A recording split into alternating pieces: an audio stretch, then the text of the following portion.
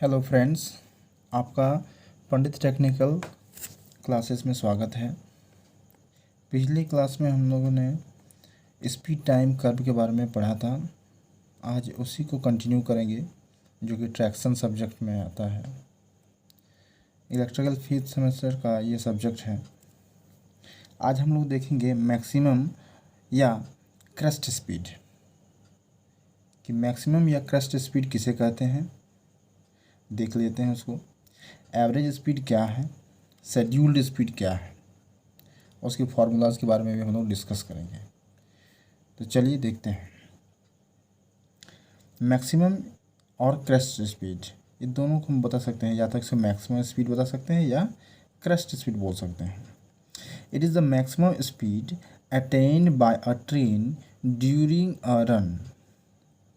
Train द्वारा maximum speed attain किया जाता है जब वो चलती है, उसे हम लोग मैक्सिमम स्पीड या क्रेस्ट स्पीड के नाम से जानते हैं। ठीक है, अभी हम लोग एवरेज स्पीड देखते हैं। It is the mean speed maintained by a train during a run and the mathematical formula is average speed is equal to distance between station by actual time of run. कहने का मतलब है कि train, suppose कीजिए कि train point A से point B तक जाती है, मतलब स्टेशन एक पॉइंट ए है, दूसरा स्टेशन पॉइंट बी में है। तो ये ट्रेन पॉइंट ए से पॉइंट बी में जाने के लिए जो डिस्टेंस है, हाँ, डिस्टेंस कवर करती है, उसी को हम लोग कहते हैं डिस्टेंस बिटवीन स्टेशन। स्टेशंस के बीच में जो डिस्टेंस है, बाय उस डिस्टेंस को कवर करने के लिए ट्रेन को जो टाइम लगा, actual time speed of train, इसे हम लोग क्या कहते हैं, एवरेज स्पीड कहते हैं। बात समझ में आया? ठीक है, ये सब फार्मूला हम लोग आगे चल के कैलकुलेशन में ज़रूरत पड़ेगी, तो आप इसे थोड़ा ध्यान रखिएगा। ठीक है, अभी हम लोग शेड्यूल्ड स्पीड देखते हैं कि शेड्यूल्ड स्पीड क्या है। It is the ratio of the distance between the stops and the total time taken including time for stop to cover the distance। ये शेड्यूल्ड स्पीड क्या कहता है कि ट्रेन जो स्टेशन ए से स्टेशन बी तक, स्टेशन ए से स्टेशन बी तक जाती है, हाँ, तो स्टेशन ए से स्टेशन बी तक जाने के लिए एक मैक्सिमम डिस्टेंस वो कवर करती है और एक टाइम पर कवर करती है। लेकिन टाइम पर ए स्टेशन ट्रेन ए स्टेशन से बी स्टेशन तक जाती है और यहाँ जो रुकती है वो टाइम को भी ऐड कर लेता है, उसी शेड्यूल्ड स्पीड कहते हैं। मतलब डिस्टेंस बिटवीन स्टेशन, दो स्टेशन के बीच की दूरी, ओके, और actual time of run, train जो चली और जो स्टेशन में ट्रेन रुकी, स्टॉप टाइम कितनी देर तक रुकी, इसको भी तो कैलकुलेशन लेना पड़ेगा ना। तो स्टॉप टाइम प्लस हो जाता है शेड्यूल्ड स्पीड में। तो एवरेज स्पीड और शेड्यूल्ड स्पीड में ज़्यादा फर्क नहीं है। एवरेज स्पीड में एक्चुअल टाइम ऑफ रन दिखाता है, जो खड़ी रहती है ट्रेन वो टाइम इसमें नहीं ऐड होता है, लेकिन शेड्यूल्ड स्पीड में वो ऐड होता है। बस दोनों में यही डिफरेंस है।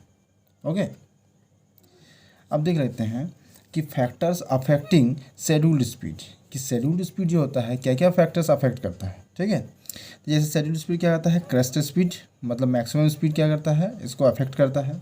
अगर मैक्सिमम स्पीड हो जाएगा तो क्या होगा, एक शेड्यूल्ड स्पीड को अफेक्ट करेगा। ठीक है, एक्सेलरेशन, ज़्यादा एक्सेलरेशन क्या करता है, अफेक्ट करता है। ब्रेकिंग रिटार्डेशन, ब्रेकिंग रिटार्डेशन अगर हम लोग स्पीड से करते हैं, ठीक है, जल्दी होता है ब्रेकिंग, तो क्या होता है, ये अफेक्ट करेगा। और ड्यूरेशन ऑफ स्टॉप्स, ठीक है, अगर ड्यूरेशन ऑफ स्टॉप मतलब क्या होता है कि सपोज कीजिए कि 3 स्टेशन है, तो क्या होता है कि यहाँ 1 मिनट रुका, यहाँ 2 मिनट रुका, इस तरह के स्टॉप्स में जो ड्यूरेशन ज़्यादा लगता है। हाँ, इसके कंपेयर में अगर हम देखते हैं कि एक ही क्या होता है, एक बार ट्रेन यहाँ रुकी और दूसरा ट्रेन यहाँ रुकी, तो इसके कंपेयर में इसमें क्या होता है, कम टाइम टेकन लिया स्टॉप्स में। तो ये सब फैक्टर्स हैं जो क्या करता है, शेड्यूल्ड स्पीड को अफेक्ट करते हैं। आगे चल के देखते हैं।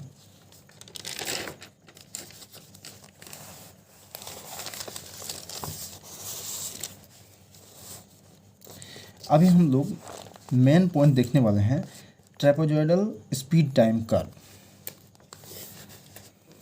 तो ये ट्रेपेजॉइडल स्पीड टाइम कर्व क्या होता है इसे हम लोग समझते हैं। ध्यान से समझिएगा, ये बहुत ही इम्पोर्टेंट है, ठीक है। इसी तरह का हम लोग कर्व पिछले पार्ट में मैंने जो वीडियो बनाया था उसमें दिखाए थे, ठीक है।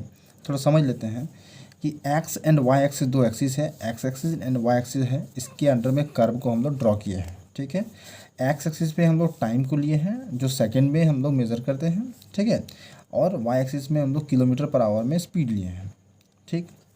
ये ट्रेपेजॉइडल शेप का बनता है और जो मेन लाइन के लिए ये आता है। अभी हम लोग बाद में पढ़ेंगे कि इसका क्या कॉन्फ़िगरेशन है, क्या फंक्शन है, ठीक है। तो इसमें थोड़ा पढ़ लेते हैं। जैसे क्या होता है, ओ ए बी सी हम मेज़र दे दिए हैं और डी और ई, ठीक है, ये कुछ नाम बैठा दिए हैं। बीच की जो मैक्सिमम स्पीड है, ये मैक्सिमम डिस्टेंस है, इसे हम लोग वी एम से देखते हैं, वी एम से देते हैं मैक्सिमम वेलोसिटी या मैक्सिमम स्पीड, ओके, कि इतना तक ये बढ़ सकती है, उसके ऊपर वो नहीं जा सकता है। सभी चीज़ का लिमिट होता है ना, इसका भी लिमिट है कि मैक्सिमम 120 किलोमीटर स्पीड जा सकता है या 130, 160, 200, इससे ज़्यादा तो नहीं जा सकती है ना। तो ट्रैक फंक्शन भी काम आता है। तो जीरो से लेके ए जाने के लिए क्या होता है, तो T1 टाइम लगता है। फिर ए से लेके उसको बी तक आने के लिए T2 टाइम लगता है, और बी से लेके रिटार्डेशन में सी तक आने के लिए क्या होता है, इसे T3 टाइम लगता है। तो इस तरह करके हम लोग कैलकुलेशन करके निकालेंगे कि ओ ए डी, फिर डी ए बी ई, फिर ई बी सी, इस तरह करके कैलकुलेशन पार्ट बाय पार्ट हम लोग निकालेंगे। आगे देखते हैं किस काम में ये आता है। It is used for main line service. कौन सर्विस में यूज़ किया जाता है, हमेशा याद रखिए, ट्रेपेजॉइडल स्पीड टाइम कर्व जो होता है वो मेन लाइन सर्विस में क्या होता है, काम में आता है, ठीक है। Distance between the station more than 10 kilometre. Trapezoidal speed time curve में डिस्टेंस बिटवीन स्टेशन 10 किलोमीटर से ज़्यादा ही होना चाहिए। मतलब स्टेशन ए से लेके स्टेशन बी की जो डिस्टेंस है ये अबव देन 10 किलोमीटर होना चाहिए। 10 किलोमीटर से ज़्यादा होना चाहिए, मोर देन 10 किलोमीटर होना चाहिए, okay. Acceleration in kilometre per hour पर सेकेंड 0.6 to 0.8 किलोमीटर के रेंज में हम लोग रखेंगे, ठीक है, क्योंकि ये लॉन्ग रन ट्रेन आता है, इसीलिए इसका क्या होता है ये याद रखिएगा, ठीक।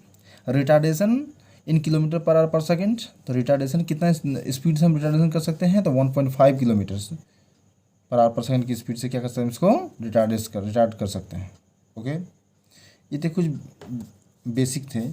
अब आगे पढ़ते हैं इसके फॉर्मूला बेसिस में, ठीक है। जैसे वी को हम लिख चुके हैं यहाँ पर कि maximum speed attend in kilometre per hour, किसमें, किलोमीटर पर आवर में, यूनिट याद रखिएगा। किलोमीटर पर आवर में क्या होता है, वी को हम मैक्सिमम स्पीड को दर्शाते हैं। T1 क्या है, एक्सेलरेशन टाइम। T1 क्या है, एक्सेलरेशन टाइम है। या यहाँ देखिए, आप फिगर देखिए, ठीक है, कि ये T1 क्या है, एक्सेलरेशन टाइम, ओके। अब यहाँ देखिए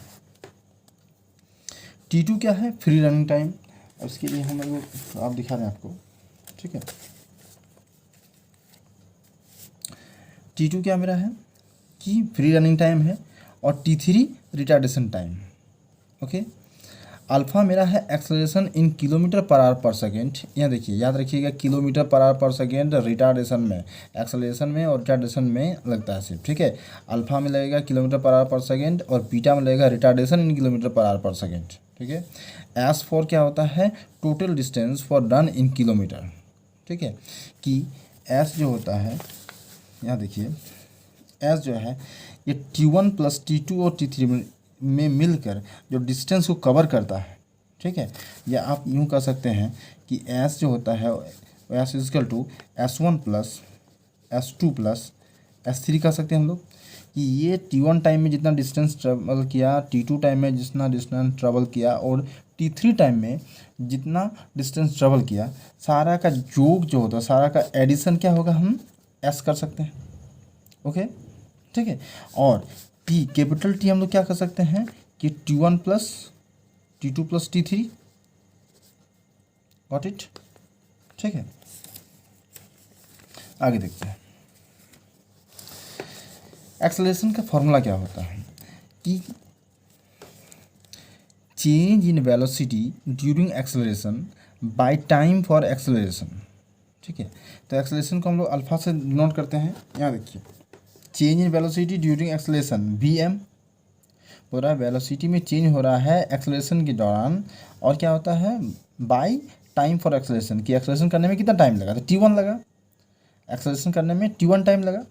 ओके, इसे हम लोग ऐसे भी लिख सकते हैं कि t1 equal to V M by alpha. ठीक है, हम लोग इसे यहाँ इस तरह लिख सकते हैं कि नहीं, कि t1 equal to V M by alpha. ये भी एक फॉर्मूला होता है, t1 का टाइम निकल गया, इसे हम अगर t1 निकलना है तो ये करके हम निकाल सकते हैं, आगे हम दिखाएंगे।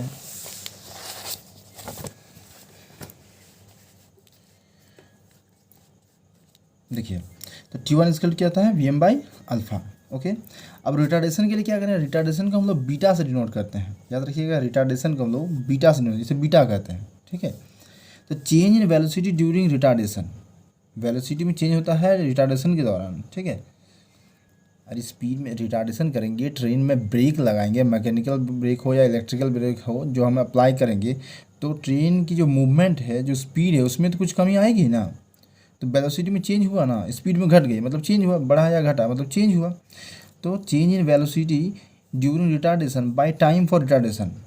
ठीक है, कि कितने टाइम में रिटार्डेशन, कितना टाइम में ट्रेन रुकी। हाँ, तो beta equal to V M by t3, तो हम लिख सकते हैं time t3 equal to V M by beta. अब कॉस लिख सकते हैं टाइम फॉर फ्री रनिंग।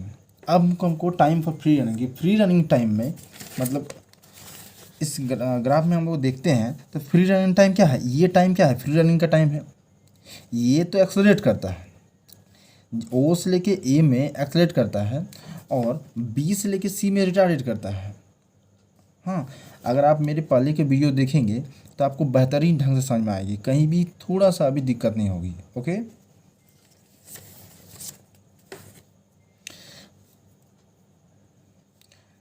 तो beta equal to V M by t3, तो t3 equal to V M by beta. हम इसको क्रॉस मल्टीप्लिकेशन से लिख सकते हैं, अगर इसमें 1 डालते हैं, यहाँ करते हैं, इतना तो आप समझ ही सकते हैं। ठीक है, तो t3 equal to V M by beta, तो t3 निकल गया मेरा, t1 निकल गया, t3 निकल गया। अब टाइम फॉर फ्री रनिंग, तो टाइम फॉर फ्री रनिंग हम कैसे कर सकते हैं कि टोटल टाइम में हम अगर t1 को प्लस t3 को माइनस कर देंगे, तो मेरा क्या होता है टाइम फॉर फ्री रनिंग निकल जाएगा, मतलब capital T minus t1 plus t2 equal to t2, तो t2 equal to t minus, अब t1 का वैल्यू क्या है, t1 का वैल्यू हम लोग जानते हैं कि वी एम बाई अल्फ़ा है, तो वी एम बाई अल्फ़ा बैठा है, और t3 का वैल्यू क्या है वी एम बाई बीटा, तो वी एम बाई बीटा बैठा है। ठीक है, तो ये मेरा क्या निकल गया, t2 का वैल्यू निकल गया। अब मेरे पास t1, t2 और t3 तीनों का वैल्यू पता हो गया। ठीक है, अब हम लोग सॉल्यूशन की ओर देखते हैं। Area of O A B C equal to हम एस मान सकते हैं, पूरा एरिया ओ ए बी सी को हम एस मान सकते हैं। आप एक बार देख लीजिए कि पूरा एरिया ओ ए बी सी को, पूरा डिस्टेंस मतलब ट्रेन यहाँ से स्टार्ट होता है, यहाँ आकर रुकेगी, तो ओ ए बी सी को हम एस मान सकते हैं। और उसमें एस दूरी तय करने में जो टाइम लगा उसे हम कैपिटल टी कर सकते हैं। तो एस को हम अगर हम लोग small S, small S1, S2, S3 लिख सकते हैं, तो टी को T1, T2, T3 लिख सकते हैं कि T1 टाइम में S1 दूरी तय किया, T2 टाइम में S2 दूरी तय किया, और T3 टाइम में S3 दूरी डिस्टेंस को कवर किया। ओके, आगे देखते हैं। Distance travel during acceleration in kilometre, तो एरिया ऑफ ट्रायंगल AOD, अब देखिए एरिया ऑफ ट्रायंगल AOD, ठीक है, तो AOD मतलब इस ट्रायंगल में आ रहा है, मेरा ये जो ट्रायंगल है इस ट्रायंगल में आ रही है। ठीक है, पार्ट करके हम लोग देखेंगे, इस ट्रायंगल में आ रही है। ओके, तो ये क्या है 90 डिग्री में है। 90 डिग्री में हम लोग जानते हैं कि ये ट्रायंगल जो 90 डिग्री में आने से हम क्या जानते हैं, इसका फॉर्मूला क्या होता है, तो राइट एंगल ट्रायंगल का फॉर्मूला क्या जानते हैं कि half into base into height जानते हैं हम लोग, जानते हैं कि नहीं, राइट एंगल ट्रायंगल का formula half into base into height, तो वही हम लोग की इसका हाफ तो रहेगा ही, ये तो कांस्टेंट है। बेस क्या है T1 और हाइट क्या है AD है, कि AD मतलब क्या है VM, तो हम इसको लिख सकते हैं कि half into T1 into VM, और ये पर आवर में आता है इसलिए 1 बाई पर आवर में कितना, मतलब 1 घंटा में कितना सेकंड होता है, 3600। ठीक है, तो हम ये लिख सकते हैं। तो वही हम यहाँ पर लिखे हुए हैं कि half into T1 into VM और 1/3600। ओके, तो 1/2 VM T1 by 3600 kilometre. Okay, क्योंकि डिस्टेंस है, डिस्टेंस हमेशा क्या आता है, इसका यूनिट किलोमीटर में आएगा। अब हम लोग देखते हैं distance travel during free running. Free running में क्या होता है कि एरिया ऑफ रेक्टेंगल DABE, आप थोड़ा देखिए फिगर कि एरिया देखिए DABE, क्योंकि हम लोग जो फ्री रनिंग होता है, ये तो फ्री रनिंग क्या होता है, ए से लेके बी की जो डिस्टेंस, ये फ्री रनिंग का पीरियड है।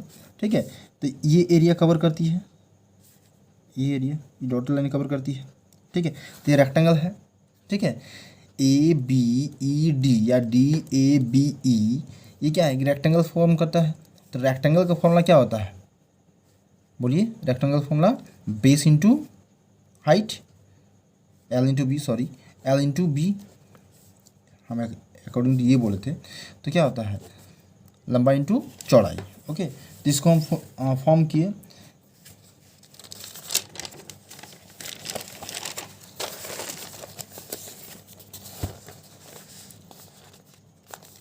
तो VM इंटू T2 और 1 पर आवर मतलब 1/3600। ठीक है, तो VM इंटू T2 1/3600, इसको हम कैलकुलेट कर लिख सकते हैं VM into T2 by 3600 kilometre. Okay, तो मेरा ये V2 वाला मिल गया। अब हम देखेंगे distance travel during braking. Distance travel during braking, ये ब्रेकिंग टाइम में कितना डिस्टेंस ट्रेवल किया, ब्रेक लगाने के बाद ट्रेन कितना मूवमेंट किया, ये हम लोग देखने वाले हैं। ठीक है, तो एरिया ऑफ ट्रायंगल CBE, आप यहाँ से ग्राफ से देख सकते हैं कि एरिया ऑफ ट्रायंगल CBE, ये ट्रायंगल में ये भी क्या है, एक राइट एंगल ट्रायंगल है। तो राइट एंगल ट्रायंगल मतलब same formula, half into base into height लगाएंगे हम लोग। ओके, तो half into base into height मतलब बेस क्या है T3 और हाइट में क्या है VM आएगा। ठीक है, तो हम लोग देख सकते हैं कि half into T3 into VM into 1/3600। Okay, इसे हम लोग लिख सकते हैं 1/2 VM T3 बाई 3600, 3600। ओके, अब देखिए इसका अगर हम कैलकुलेशन निकालना जाएंगे तो आप कमेंट करके बता सकते हैं, तो हम इसका होल कैलकुलेशन निकाल देंगे, लेकिन आपका सिलेबस में कैलकुलेशन नहीं दिया गया है। ठीक है, इसीलिए हम क्या होता है बाय शॉर्ट, सिर्फ हमको कि फार्मूला चाहिए तो हम सिर्फ फार्मूला को कवर किए हैं। तो लिखें following equation can be obtained after substitution.